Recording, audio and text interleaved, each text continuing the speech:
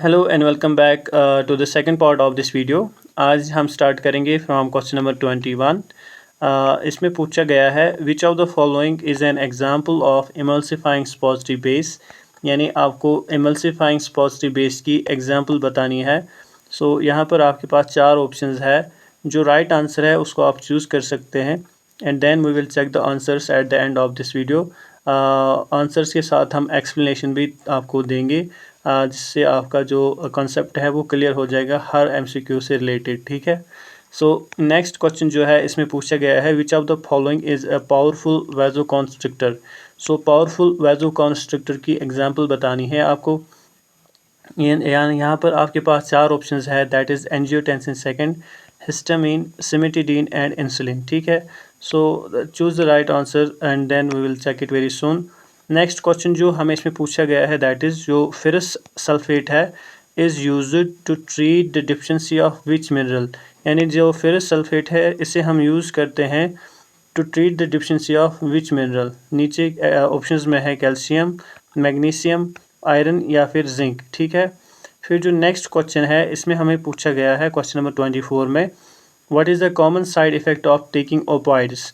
अगर हम ओपॉइड्स लेते हैं, ठीक है, ये आपको पता होना चाहिए ओपॉइड्स क्या होते हैं और इसमें क्या क्या एग्जांपल आती है। सो ये ओपॉइड लेने से कॉमन साइड इफ़ेक्ट हमें क्या देखने को मिलेगा।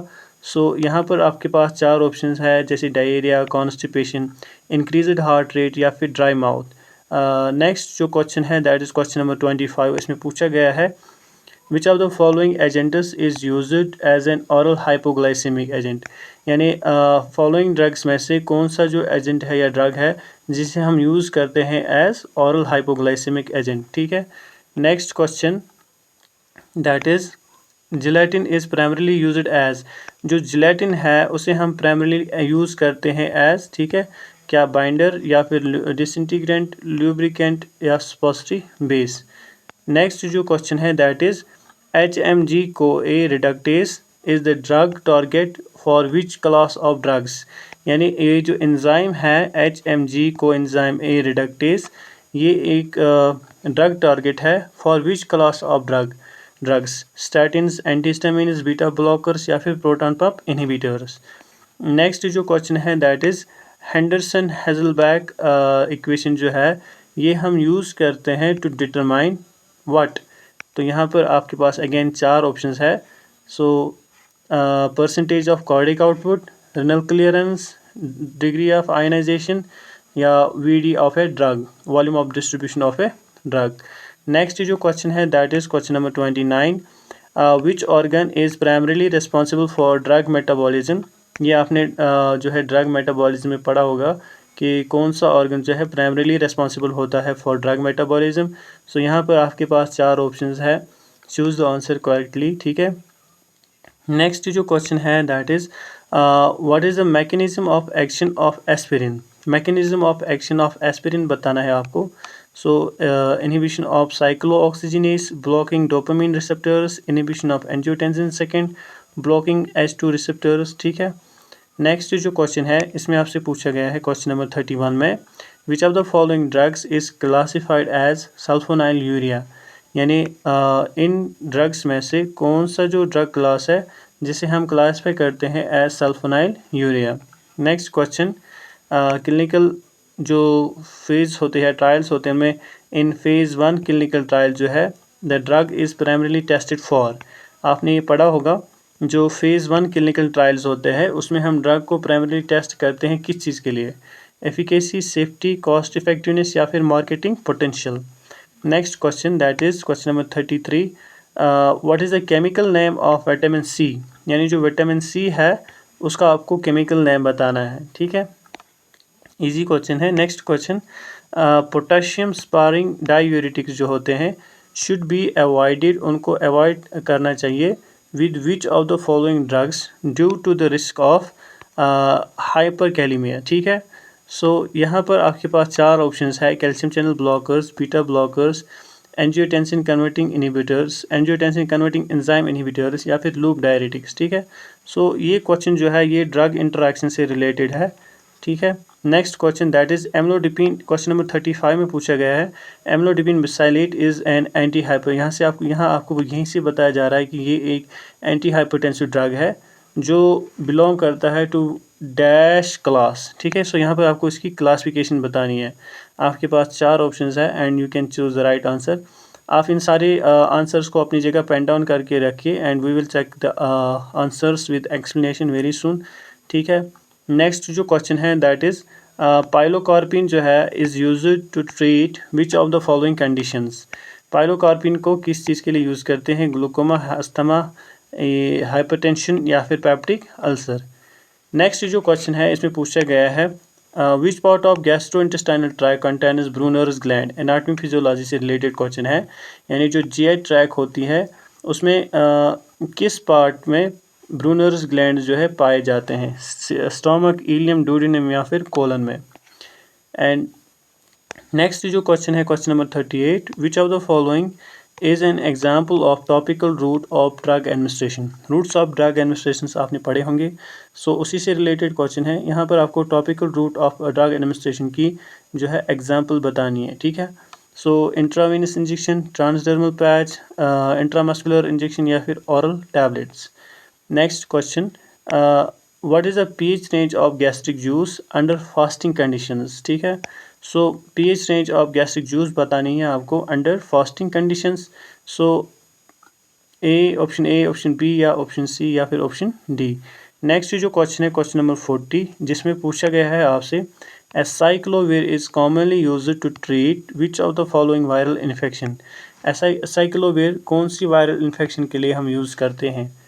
Next question in first aid what is the recommended duration for applying ice to sprain और स्ट्रेन। ठीक है, रिकमेंडेड ड्यूरेशन यहाँ पर आपको बताना है। फर्स्ट एड से रिलेटेड क्वेश्चन है question number 41। So in next question यहाँ पर हमें पूछा गया है what is the main purpose of जो नेशनल हेल्थ इम्यूनाइजेशन प्रोग्राम है इंडिया में, उसका मेन पर्पस क्या है? To provide vaccines against preventable diseases या to provide nutritional supplements, to monitor blood pressure levels in the 0 to 5 years age group, to educate people about personal hygiene and sanitation। ठीक है, सो ये 4 options यहाँ पर है। आपको इसका मेन पर्पस बताना है किस चीज़ का? नेशनल इम्यूनाइजेशन प्रोग्राम का। सो ये कम्युनिटी हेल्थ से रिलेटेड क्वेश्चन है जहाँ पर हमारे सिलेबस में जो नेशनल हेल्थ प्रोग्राम्स है उसी से रिलेटेड। ठीक है, next question is which of the following is used to clamp blood vessel during surgeries. So surgical instrument से रिलेटेड क्वेश्चन है। यहाँ पर क्लैम्प से टर्म आती है। ठीक है, सो यहाँ पर आपके पास स्कैल्पेल, फोर्सेप, हीमोस्टैट एंड रिट्रैक्टर आपके पास ऑप्शंस है। सो ये मैंने आपको पढ़ाया था, it's very basic and easy question.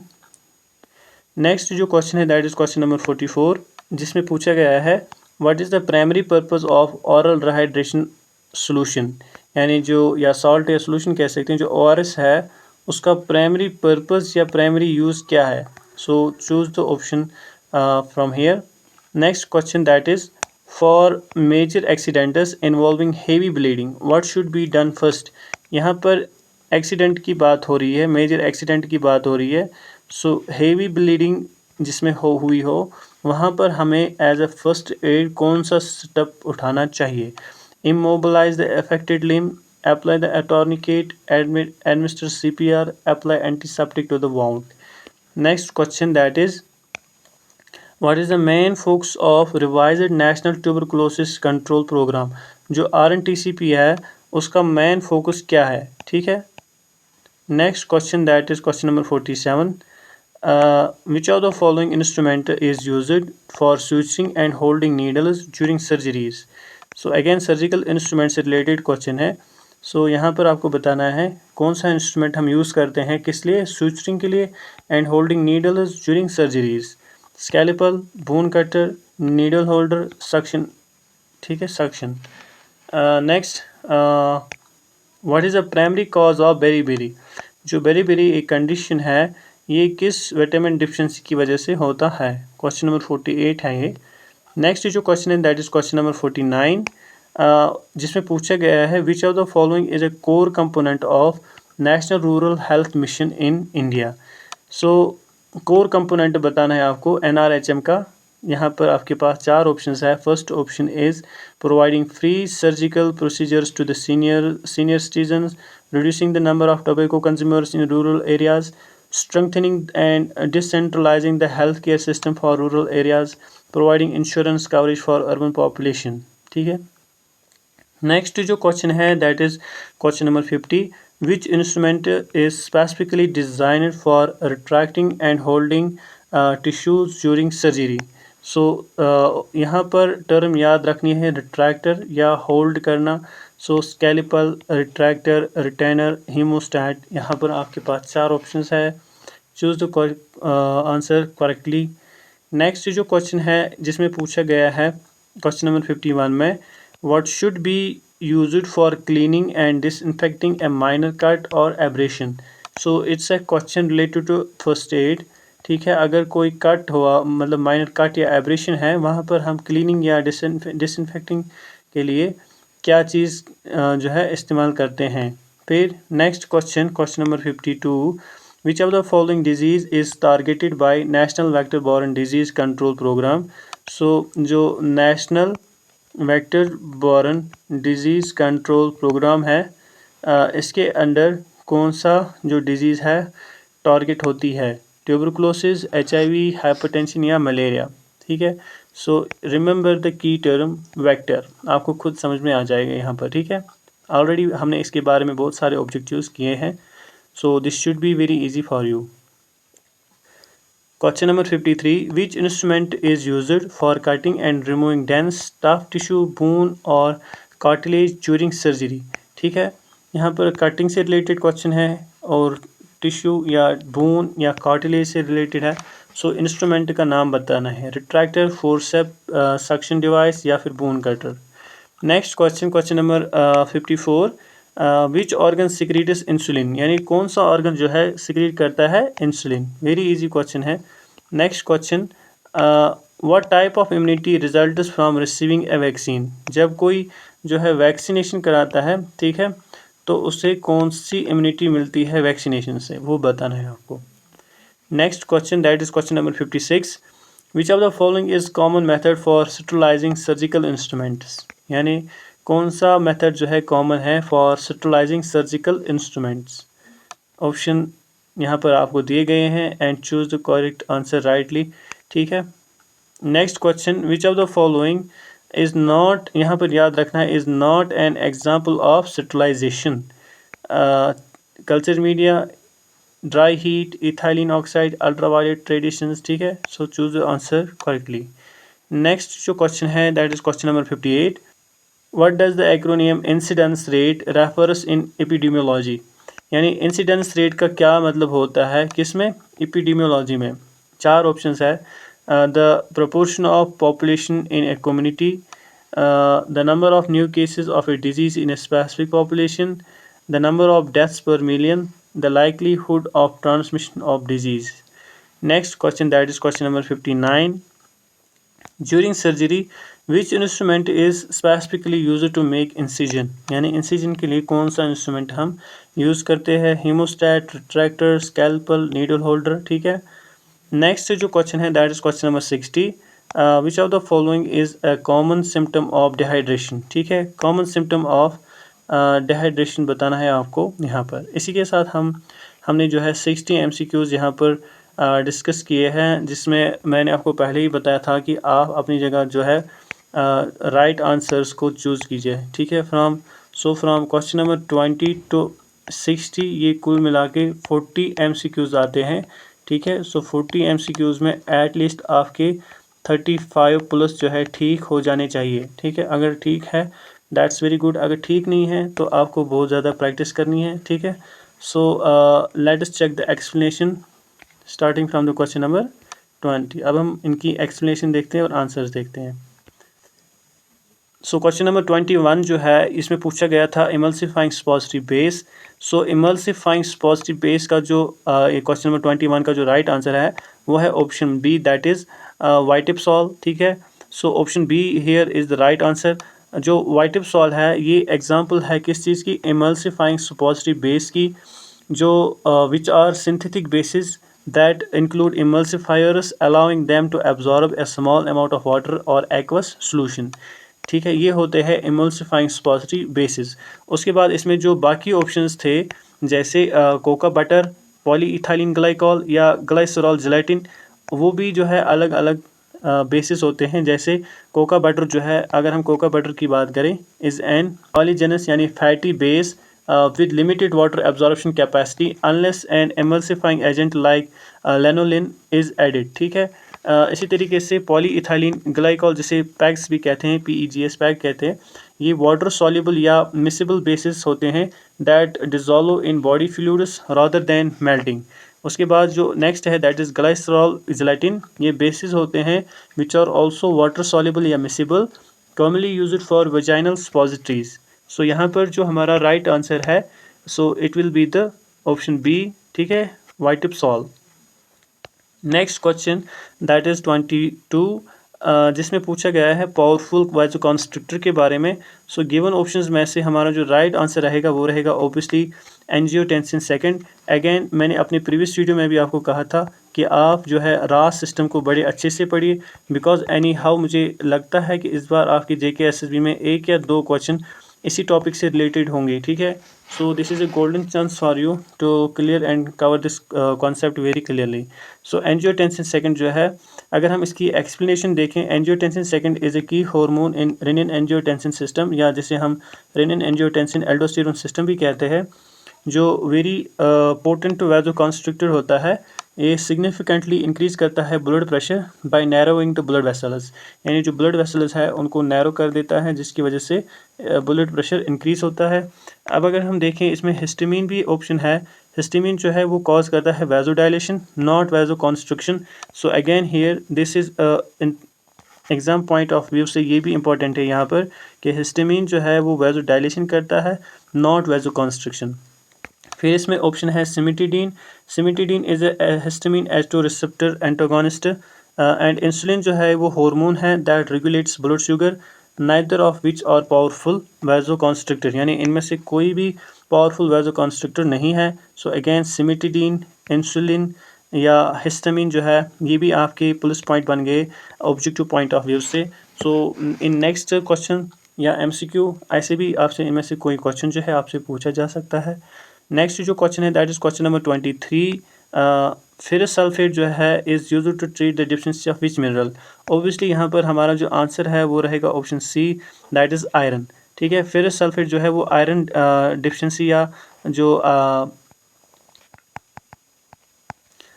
ये मिनरल है आयरन, ये एक्चुअली आयरन डिफिशिएंसी जब होती है तो हम फेरस सल्फेट देते हैं। ठीक है, सो फेरस सल्फेट जो है is a type of iron supplement used to prevent iron deficiency anemia. Iron is a vital mineral that the body needs to produce red blood cells. So iron deficiency anemia क्यों होती है? क्योंकि उसमें जो है iron की कमी होती है। अब हम यहाँ से जो देते हैं वो क्या देते हैं, वो हम देते हैं फेरस सल्फेट या फेरस एस्कॉर्बेट। ठीक है, सो ये सारे जो है सॉल्ट्स होते हैं in the form of which mineral, iron. ठीक है, सो यहाँ पर हमारा आंसर जो है वो रहेगा ऑप्शन। ठीक है, सो यहाँ पर हमारा आंसर था क्वेश्चन नंबर 22 का, that is option A angiotensin second, और यहाँ पर जो हमारा आंसर है वो रहेगा option C, that is question number 23 का और आयरन। ठीक है, नेक्स्ट क्वेश्चन जो हमें इसमें पूछा गया है that is what is the common side effect of taking opioids. So इसमें आंसर रहेगा option B, that is constipations. So taking opioids का जो कॉमन साइड इफेक्ट है that is constipation. Constipation is one of the most common side effect of opioid use because these medications bind to opioid receptors in the gastrointestinal tract, which slows down the bowel motility and increases the water absorption, making stool harder to pass. Very easy है। So यहाँ पर हमारा answer जो है वो रहेगा option B, question number 24 का, that is constipation. ठीक है, नेक्स्ट क्वेश्चन, क्वेश्चन नंबर 25। ठीक है, which of the following agent is used as an oral hypoglycaemic. Obviously oral hypoglycaemic में यहाँ पर जो हमारा आंसर है वो रहेगा option C, that is metformin. Question number 25 का, मेटफॉर्मिन जो है ये ऑरल हाइपोग्लाइसेमिक एजेंट है। सो मैंने पहले ही कहा था कि जो OHAs है इससे भी रिलेटेड आपके क्वेश्चंस आपको पूछे जा सकते हैं एग्जाम्स में। सो ये typically first line medication for treating type 2 diabetes mellitus होता है। It works by reducing the glucose production in the liver and improving the body's sensitivity to insulin. So other options अगर हम देखें जैसे लिवोथायरॉक्सिन या सिप्रोफ्लॉक्सिन या एटोवास्टैटिन है, उनका अलग अलग यूज़ है। जैसे लिवोथायरॉक्सिन है, ये थायराइड हार्मोन रिप्लेसमेंट मेडिकेशन है। सिप्रोफ्लॉक्सिन जो है एक ब्रॉड स्पेक्ट्रम एंटीबायोटिक है, या फिर हम कह सकते हैं इट्स अ फ्लोरोक्विनोलोन। एटोवास्टैटिन जो है ये स्टैटिन है, use to lower the body cholesterol level. So यहाँ पर आपके 3 पॉइंट्स ऐड हो गए आपके नॉलेज में, ठीक है। Next question next question that is question number 26। 26 यानी जिलेटिन यूज, उसमें है जो बाइंडर, वहाँ पर हमारा आंसर रहेगा। सो जिलेटिन जो है is primarily used in pharmaceuticals as binders, which is a substance that holds the ingredients of a tablet or capsule together. It helps to ensure that the tablet remains intact after compression and improves the mechanical strength of the product. It is also a key component in manufacturing hard gelatin and soft gelatin capsules.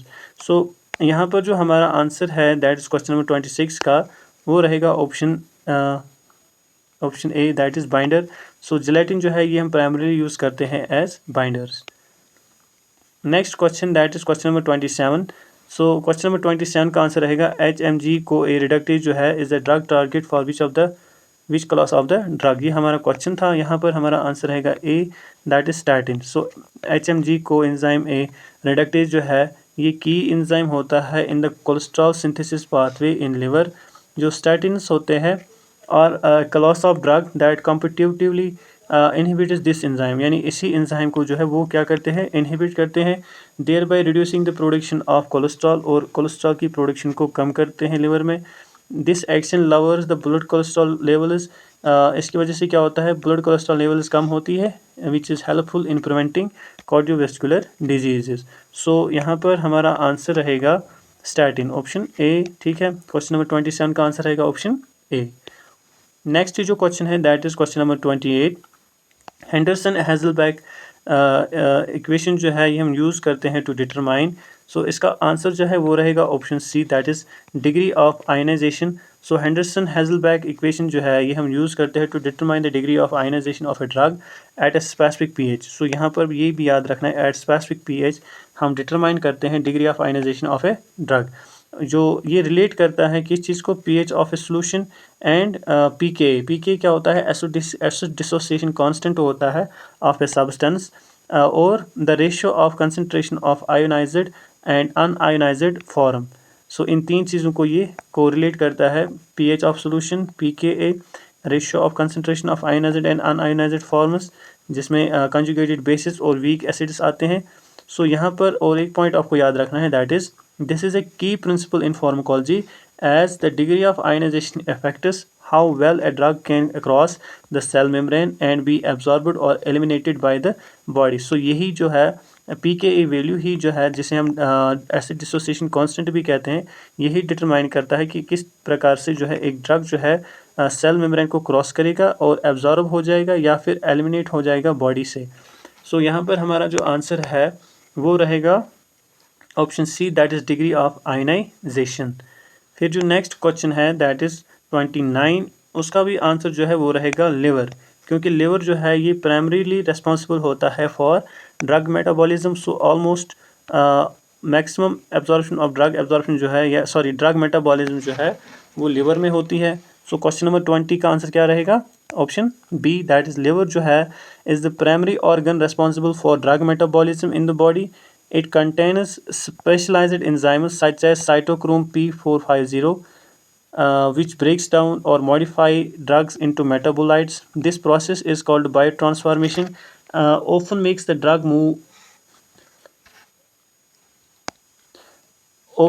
drug more water soluble, allowing them to be more easily excreted from the body, primarily by the kidneys. Other organs like kidneys are mainly responsible for excretion of drugs and their metabolites, not primary metabolism, ठीक है। So यहाँ पर याद रखना है कि जो liver है ये प्राइमरी साइट होती है ड्रग मेटाबॉलिज्म की, जहाँ पर स्पेशलाइज्ड एंजाइम्स होते हैं जैसे साइटोक्रोम P450 सिस्टम, जो ब्रेक डाउन करते हैं ड्रग को या मॉडिफाई करते हैं इनटू एक्टिव मेटाबोलाइट्स, और यही मेटाबोलाइट्स जो है फिर सॉल्युबल होकर बॉडी में जो है ईज़िली बायो ट्रांसफॉर्म होते हैं या फिर एक्सक्रीट होते हैं, जिस चीज़ को हम बायो ट्रांसफॉर्मेशन कहते हैं। ठीक है, सो यहाँ पर हमारा जो आंसर है वो रहेगा liver, option B. Question number 29 का आंसर रहेगा ऑप्शन बी। फिर जो नेक्स्ट क्वेश्चन है that is question number 30। So question number 30 जो है ये it's related to mechanism of action of aspirin. So inhibition of cyclooxygenase, obviously ये नेसेट्स में आता है। सो इनहिबिशन ऑफ साइक्लोऑक्सीजिनेज जिसे कॉक्स भी कहते हैं। So aspirin is basically a COX inhibitor. So aspirin जो है is a non steroidal anti inflammatory drug that works by irreversibly inhibiting the enzyme cyclooxygenase. This enzyme जो है ये enzyme जो है यानी साइक्लोऑक्सीजिनेज जो है ये रेस्पॉन्सिबल होता है for catalysing the synthesis of prostaglandin, जिन्हें हम पीजीज भी कहते हैं, which are involving in pain, inflammation, fever. By inhibiting COX, aspirin reduces the production of prostaglandins, thereby excreting its analgesic, anti-inflammatory and antipyretic effect. So question number 30 का जो answer है वो रहेगा option A, that is inhibition of cyclooxygenase. उसके बाद हमारा जो next question है दैट इज क्वेश्चन नंबर 31, यानी following drugs classified as sulfonylureas. इसमें हमारा जो आंसर है वो रहेगा option B, that is glipizide. Glipizide जो है ये एक सेकंड जनरेशन सल्फोनाइल यूरिया है जो हम यूज़ करते हैं to treat diabetes mellitus. So we can say that it is a OHA, that is oral hypoglycaemic agent. Sulphonylurea जो है वर्क करते हैं by stimulating insulin release from the functioning pancreatic beta cell. So ये इसका mechanism of action कह सकते हैं। Other options अगर हम देखें जैसे मेटफॉर्मिन जो है वो बाइगोनाइड है, रोजिग्लिटाजोन जो है ये थाइजोलिडीन डाइओन है, सिटाग्लिप्टिन जो है इज़ ए DPP4 इनहिबिटर। ठीक है, सो बाइगोनाइड ये एंड ये, ठीक है, इनका भी आप अलग से यहाँ पर इनकी क्लासिफिकेशन देख सकते हैं, बट हमारा आंसर जो है वो रहेगा ग्लिपिजाइड, यानी ऑप्शन बी जो है हमारा राइट आंसर है यहाँ पर। Option B will be the right answer. आपने क्या चूज़ किया था वो आप चेक कर सकते हैं। Next question that is question number 32। In phase 1 clinical trial the drug is primarily tested for. ये क्वेश्चन जो है इसमें आपसे पूछा गया है फेज़ 1 क्लिनिकल ट्रायल से रिलेटेड, इसमें हम प्राइमरली क्या टेस्ट करते हैं। सो आंसर रहेगा option B, that is safety. यहाँ पर हमारा आंसर जो है वो रहेगा option B, that is safety. ठीक है,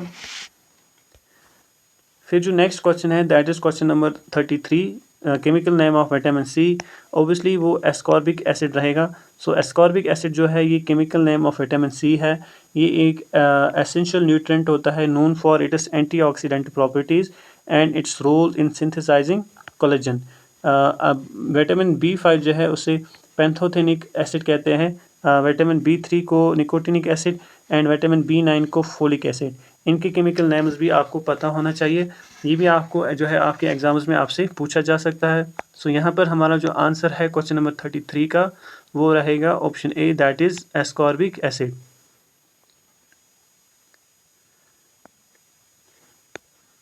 नेक्स्ट क्वेश्चन जो हमें इसमें पूछा गया है that is drug interaction and hyperkalaemia से रिलेटेड। सो यहाँ पर आपको याद रखना है जो एस इनहिबिटर्स होते हैं जिन्हें हम एंजियोटेंसिन कन्वर्टिंग एंजाइम इनहिबिटर्स कहते हैं, वो और जो पोटेशियम स्पारिंग डायूरेटिक्स होते हैं ये क्या करा सकते हैं, इंक्रीज़ करा सकते हैं पोटेशियम लेवल्स। क्योंकि पोटेशियम स्पारिंग डायूरेटिक्स जो है वो इंक्रीज़ करते हैं potassium levels. Angiotensin converting enzyme inhibitor जो है वो भी ऑल्सो जो है कॉज कर सकते हैं potassium retention due to their mechanism of action. So using these two drugs close together, अगर हम इन दोनों ड्रग्स को एक साथ यूज़ करेंगे तो सिग्निफिकेंटली जो है रिस्क ऑफ हाइपरकैलेमिया बढ़ेगा, यानी high potassium levels which can be dangerous, इसलिए हम इन्हें एक साथ नहीं दे सकते हैं। ठीक है, सो यहाँ पर जो हमारा आंसर है क्वेश्चन नंबर 34 का वो रहेगा angiotensin converting enzyme inhibitors. Next question that is question number 35, जिसमें पूछा गया है एम्लोडिपिन बिसाइलेट क्लास जो है ये कैल्शियम चैनल ब्लॉकर में आता है। सो एम्लोडिपिन जो है basically it's a calcium channel blocker जो एक एंटी हाइपरटेंसिव ड्रग है। ठीक है, सो यहाँ पर हमारा आंसर रहेगा कैल्शियम चैनल ब्लॉकर। ठीक है, 35 का आंसर रहेगा option A. Next question that is pilocarpine जो है इसे हम यूज़ करते हैं इन ग्लूकोमा। ग्लूकोमा जो है यहाँ पर हमारा आंसर रहेगा दैट इज़ क्वेश्चन नंबर 36 का आंसर है ऑप्शन ए। पाइलोकार्पिन जो है एक कोलिनर्जिक एगोनिस्ट है जो इंक्रीज़ करता है outflow of aqueous humour from the eye, जिसकी वजह से रिड्यूस होगा प्रेशर, ठीक है, which reduces the intraocular pressure. Intraocular pressure को हम IOP कहते हैं। इंट्राऑक्यूलर प्रेशर कितना होता है नॉर्मली, ये आप मुझे कमेंट सेक्शन में बता सकते हैं। This makes it an effective treatment for glaucoma, a condition characterized by high pressure inside the eye that can be dangerous to the optic nerve. It is not a primary treatment for asthma, hypertension or peptic ulcers, ठीक है। So यहाँ पर जो हमारा answer है वो रहेगा option ए, question number 36 का, ठीक है। Next question that is question number 37। Brunner's gland जो है वो ड्यूडिनम में होते हैं। ये एनाटॉमी फिजियोलॉजी से रिलेटेड क्वेश्चन है। सो ब्रूनर्स ग्लैंड जो है ये टाइप ऑफ सब म्यूकोसल ग्लैंड होते हैं जो ड्यूडिनम में पाए जाते हैं, ठीक है। ये सिक्रीट करते हैं अल्कलाइन म्यूकस, जो हेल्प करता है to neutralise the acidic chyme. यानी काइम क्या होता है, ये आप जो स्टोमक से जो फूड निकलता है उसे क्या कहते हैं, काइम कहते हैं। सो उसी को उसका जो एसिड वगैरह उसको न्यूट्रलाइज करने में हेल्प करते हैं from the stomach and protecting the duodenal lining and allowing intestinal enzymes to function optimally. यानी जो ड्यूडिनल लाइनिंग होती है उसको प्रोटेक्ट करता है और अलाउ करता है इंटेस्टाइनल एंजाइम्स को टू फंक्शन ऑप्टिमली, ठीक है। सो यहाँ पर हमारा आंसर जो है वो रहेगा option C, that is duodenum. उसके बाद जो हमारा नेक्स्ट क्वेश्चन है दैट इज़ क्वेश्चन नंबर 38, जिसमें पूछा गया है which of the following is an example of topical route of drug administration. यहाँ पर हमारा आंसर रहेगा ट्रांसडर्मल पैच, चूँकि ऑप्शन बी का जो क्वेश्चन नंबर 38 का जो आंसर है वो रहेगा option B, transdermal patch. Topical route of administration जो है involves applying a medication directly on to the skin, जहाँ पर एक लोकल एब्जॉर्प्शन होती है, सिस्टमिक एब्जॉर्प्शन नहीं होती है। अदर ऑप्शंस अगर देखें जैसे इंट्रावीनस है या इंट्रामस्कुलर है या ओरल टैबलेट्स है, उनमें जो है उन्हें हम जो है ओरल और टॉपिकल रूट नहीं कह सकते बल्कि वो सिस्टमिक में आते हैं, ठीक है। So option B will be the right answer, that is transdermal patch. So question number 38 का आंसर रहेगा ऑप्शन बी, ठीक है। उसके बाद क्वेश्चन नंबर 39 पूछा गया है हमसे, what is the pH range of gastric juice under fasting conditions. यहाँ पर हमारा आंसर रहेगा option A 1 to 2.5, that is gastric juice जो है हाईली एसिडिक होता है primarily due to the hydrochloric acid which helps in digesting and kills bacteria. The pH range of gastric juice under fasting condition is typically between 1 to 2.5. This acidic environment is crucial for the function of digestive enzymes like pepsin, ठीक है। So यहाँ पर हमारा answer जो है वो रहेगा option A, ठीक है। Option A will be the right answer, 1 to 2.5। Next question that is question number 40। Acyclovir is commonly used to treat which of the following viral infection. यानी एसाइक्लोविर को हम यूज़ करते हैं। यहाँ पर हमारा जो आंसर है वो रहेगा herpes simplex virus, that's option D. So acyclovir is commonly used to treat herpes simplex virus. So acyclovir जो है ये एक एंटीवायरल मेडिकेशन है specifically used to treat the infections caused by herpes viruses including herpes simplex viruses 1 and virus 2, Varicella zoster viruses which causes chickenpox and shingles. It works by inhibiting the synthesis of viral DNA. It is not effective against viruses like influenza या hepatitis B. So carefully यहाँ पर जो हमारा answer है वो रहेगा option D, that is herpes simplex virus, ठीक है। इसी के साथ जो है हमारे 40 क्वेश्चन जो है कंप्लीट हो गए।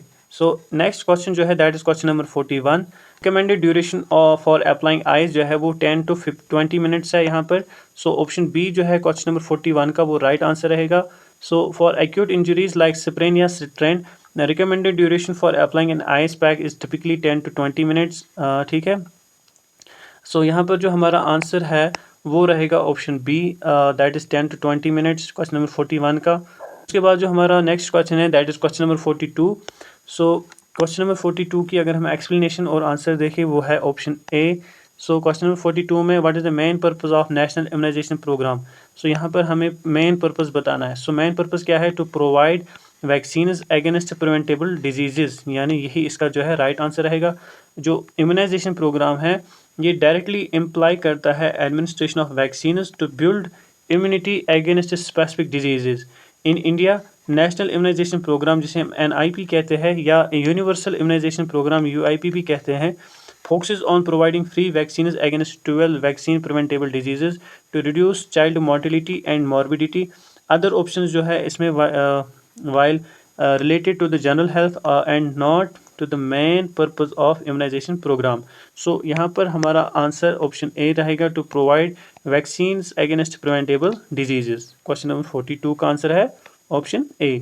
फिर जो नेक्स्ट क्वेश्चन है दैट इज क्वेश्चन नंबर 43. इसका जो है ये सर्जिकल इंस्ट्रूमेंट से रिलेटेड है. यहाँ पर हमारा जो आंसर है वो रहेगा ऑप्शन सी दैट इज़ हीमोस्टैट. ये मैंने आपको बताया था कि हीमोस्टैट क्या होता है.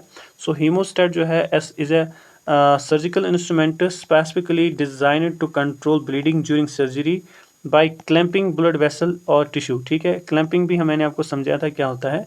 It uses a locking mechanism to maintain the secure group.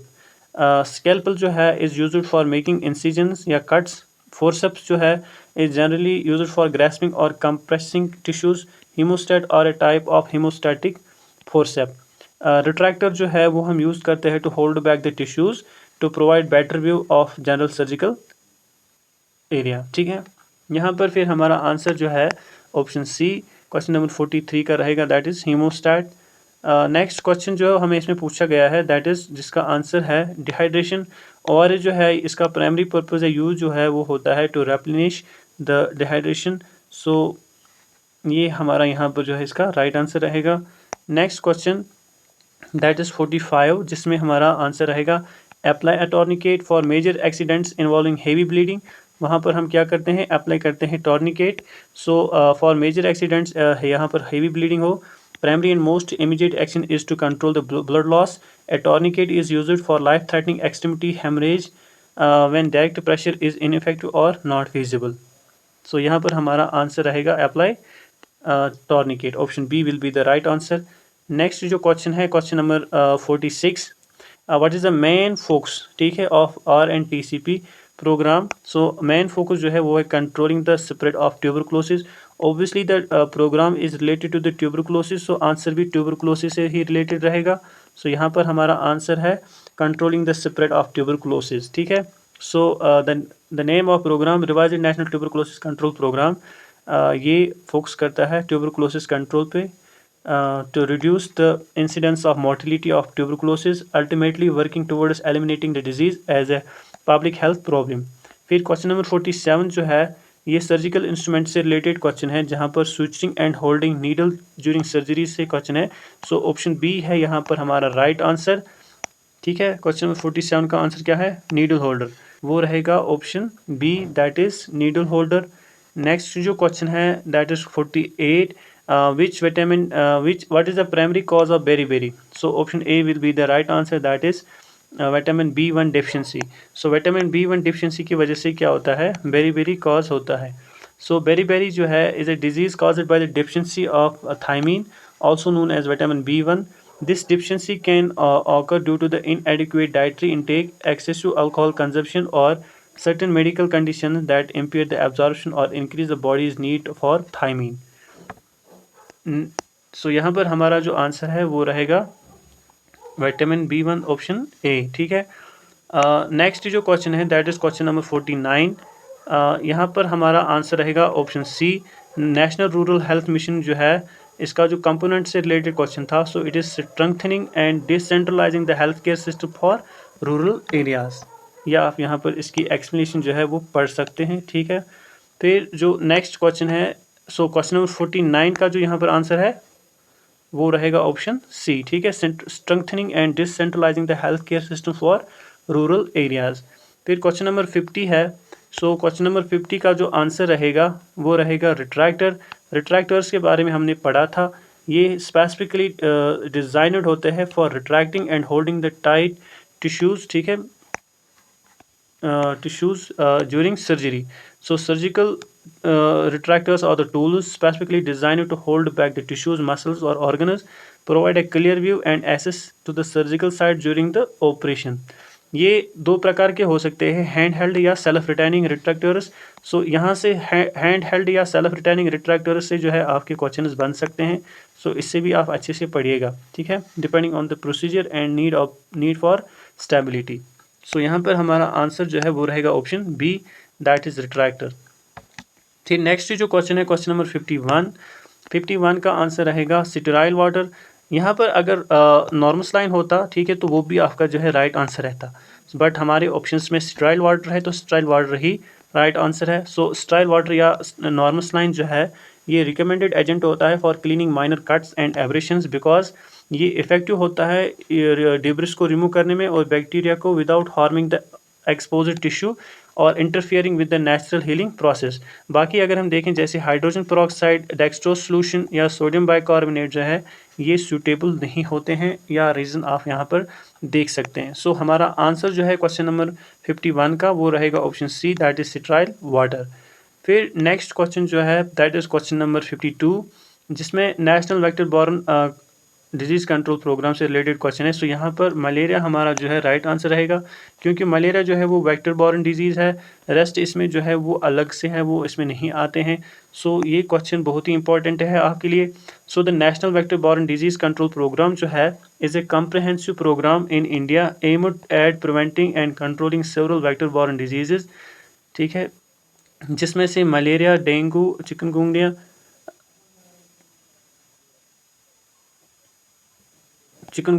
Japanese encephalitis, kala azar या लिम्फेटिक फ्लेरिएसिस आते हैं। सो ये एग्जांपल्स यहाँ पर जो है ये आप याद रखिएगा, एग्जाम पॉइंट ऑफ व्यू से बहुत ही इंपॉर्टेंट है। सो मलेरिया जो है is a vector borne disease caused by plasmodium parasite transmitted through the bite of infected female anopheles mosquito, ये भी आप याद रखिएगा, ठीक है। ट्यूबरकुलोसिस, HIV एड्स या हाइपरटेंशन जो है वो इसमें नहीं आते हैं वेक्टर बॉर्न में, ठीक है, वो अलग से आते हैं, ठीक है। नेक्स्ट जो क्वेश्चन है सो यहाँ पर हमारा आंसर क्या रहेगा, ऑप्शन डी मलेरिया, ठीक है। फिर क्वेश्चन नंबर 53 जो है 53 का आंसर रहेगा option D, that is bone cutter. So bone cutter जो है एक सर्जिकल इंस्ट्रूमेंट है, is a surgical instrument specifically designed for cutting और removing dense tough tissues, bones और कार्टिलेज ड्यूरिंग सर्जरी। इसमें जो रिट्रैक्टर, सक्शन डिवाइस, फोर्सेप या ये जो है ये इनका यूज़ अलग से है, और यहाँ पर हमारा आंसर जो है वो रहेगा बोन कटर, ठीक है। So option D will be the right answer for question number 53, ठीक है। नेक्स्ट जो क्वेश्चन है दैट इज़ क्वेश्चन नंबर 54, इसका आंसर रहेगा option B, that is pancreas, क्योंकि इंसुलिन जो है वो पेनक्रियाज से सिक्रीट होता है, ये ऑर्गन जो है स्पेसिफिकली इसीलिए होता है। So pancreas functions as both endocrine and exocrine gland, ये भी यहाँ पर एग्जाम पॉइंट ऑफ व्यू से इंपॉर्टेंट है, यानी एंडोक्राइन और एक्सोक्राइन का होना यानी मिक्सोक्राइन। सो पेनक्रियाज एक मिक्सोक्राइन ग्लैंड है, यानी as an endocrine gland it secretes hormones like insulin and glucagon to regulate blood sugar levels. Specifically, insulin जो है produced by the beta cells within the pancreatic islets. यहाँ पर एग्जाम पॉइंट ऑफ व्यू से beta cells भी आप याद रखिएगा and pancreatic islets भी याद रखिएगा, ठीक है। पेनक्रियाटिक आइसलेट्स को हम आइसलेट्स ऑफ लैंगरहैंस भी कहते हैं। अदर ऑप्शन जो है वो इसमें नहीं आते हैं, ठीक है। सो राइट आंसर हमारा यहाँ पर रहेगा pancreas. So organ that secretes insulin is pancreas.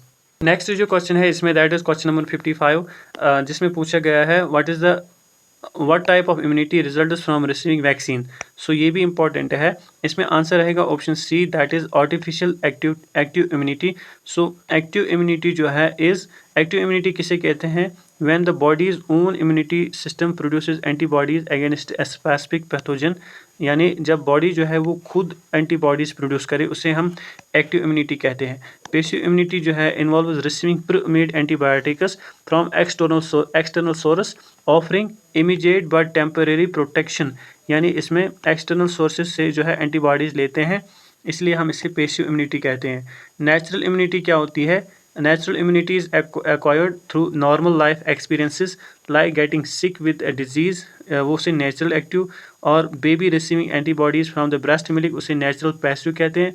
सो यहाँ पर लास्ट है artificial immunity is acquired through the medical intervention। सो ये चीज़ें आपको याद रखनी है, एग्जाम पॉइंट ऑफ व्यू से बहुत इंपॉर्टेंट है, जैसे एक्टिव इम्यूनिटी हो गया, पैसिव इम्यूनिटी हो गया, नेचुरल इम्यूनिटी हो गया, फिर नेचुरल में जो है नेचुरल एक्टिव और नेचुरल पैसिव आ गया, इसी प्रकार से जो है आर्टिफिशियल इम्यूनिटी आ गया। हमारा आंसर यहाँ पर आर्टिफिशियल एक्टिव इम्यूनिटी रहेगा, ठीक है, जो हमें वैक्सीनेशन से मिलती है। सो हमारा आंसर है for question number 55, that is option C, artificial active immunity, ठीक है। उसके बाद क्वेश्चन नंबर 56 है हमारा, ठीक है।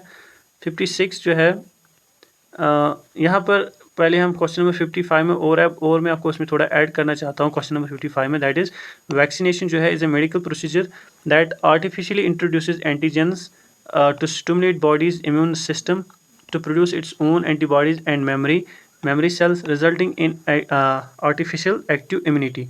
यानी इसमें क्या होता है वैक्सीनेशन में, इसमें हम आर्टिफिशियली एंटीजेंस को जो है इंट्रोड्यूस करते हैं। ये एंटीजेंस जो होते हैं या तो ये वीकनेड होते हैं या फिर डेड होते हैं, ठीक है। इसमें एक क्वेश्चन आपसे मैं पूछूंगा, आप मुझे बताइए लाइव एटेन्यूएटेड वैक्सीन जिसे हम कहते हैं उसमें कौन सी एग्जांपल आती है और लाइव एटेन्यूएटेड वैक्सीन का क्या मतलब होता है, ठीक है। सो ये हमें फिर आर्टिफिशियल एक्टिव इम्यूनिटी प्रोवाइड करती है। क्वेश्चन नंबर 56 है फिर इसमें, सो यहाँ पर क्वेश्चन नंबर 56 है फिर इसमें, that is which of the following is a common method for sterilising surgical instruments. Answer रहेगा option B, that is autoclaving. Autoclaving widely consider किया जाता है मोस्ट रिलायबल या कॉमन मेथड स्टरलाइजेशन के लिए।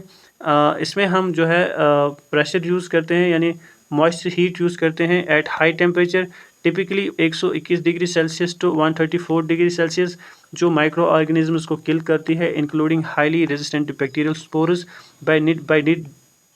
Bye denaturing their proteins. Other option जो है वो लेस इफेक्टिव और लेस कॉमन होते हैं फॉर दिस स्पेसिफिक पर्पस, ठीक है। सो क्वेश्चन नंबर 56 का जो आंसर है वो रहेगा option B, that is autoclaving, जो मोस्ट कॉमन मेथड है फॉर स्टरलाइजिंग सर्जिकल इंस्ट्रूमेंट्स। उसके बाद क्वेश्चन नंबर 57 जो है इसमें हमें पूछा गया है अगेन स्टरलाइजेशन मेथड से, मगर पूछा गया है which of the following is not an sterilisation method. So again sterilisation method, but इसमें नॉट का इस्तेमाल है। सो कल्चर मीडिया जो है वो आंसर रहेगा, क्योंकि कल्चर मीडिया जो है वो स्टरलाइजेशन मेथड नहीं है। सो culture media is a substance, ये लेबॉर्ट्री सेटिंग से अलग है। Dry heat, ethylene oxide, ultraviolet radiation, ये सब जो है स्टरलाइजेशन मेथड्स में आते हैं, ठीक है, फिजिकल एंड केमिकल में। यहाँ पर हमारा आंसर रहेगा ऑप्शन ए, ठीक है। फिर नेक्स्ट यानी क्वेश्चन नंबर 57, फिर नेक्स्ट क्वेश्चन जो है दैट इज क्वेश्चन नंबर 58 का जो आंसर है इंसिडेंस रेट, उसमें रहेगा the number of new cases of A disease in a specific population, वो रिप्रेजेंट करता है इंसिडेंस रेट। सो इंसिडेंस रेट जो है एपिडेमियोलॉजी में उसे हम डिफाइन करते हैं measure of number of new cases of A disease that develop in a specific population at a risk during a specific period time या टाइम पीरियड, ठीक है। सो ऑप्शन बी यहाँ पर हमारा राइट आंसर रहेगा, that is the number of new cases of disease in a specific population, ठीक है। उसके बाद जो नेक्स्ट क्वेश्चन है हमारा that is question number 59, surgical instrument for incision जो है वो स्कैल्पल है। अगेन सर्जिकल इंस्ट्रूमेंट से रिलेटेड क्वेश्चन है। सो स्कैल्पल जो है ये एक नाइफ की तरह होता है जो स्पेसिफिकली डिज़ाइनड होता है for making precise incision in the skin और अदर टिश्यूज ड्यूरिंग सर्जरी। इसमें फिर हीमोस्टैट, रिट्रैक्टर या नीडल होल्डर है, उनके अपने यूजेस है, ये मैंने आपको पढ़ाया है और ये आपको पता होना चाहिए। सो यहाँ पर जो हमारा आंसर रहेगा वो रहेगा option B, that is scalpel. Last जो क्वेश्चन है हमें इसमें दैट इज़ क्वेश्चन नंबर 60, जिसका आंसर रहेगा ड्राई माउथ, ऑप्शन बी। यानी कॉमन सिम्टम ऑफ डिहाइड्रेशन जो है क्या है, ड्राई माउथ। डिहाइड्रेशन की वजह से जो है योर बॉडी जो है loses more fluids than it takes in. So common and early sign क्या रहती है, feeling thirsty which leads to the dry mouth and throat. Other symptoms include dark yellow urine, infrequent urination, fatigue and dizziness. So question number 60 का answer रहेगा option B, that is dry mouth. इसी के साथ जो है हमारे 60 MCQs इस paper के कंप्लीट हो गए एंड रेस्ट जो इसमें क्वेश्चंस है रेस्ट जो इसमें अब रहता है वो हम अपने नेक्स्ट वीडियो में जो है डिस्कस करेंगे। Thank you for watching.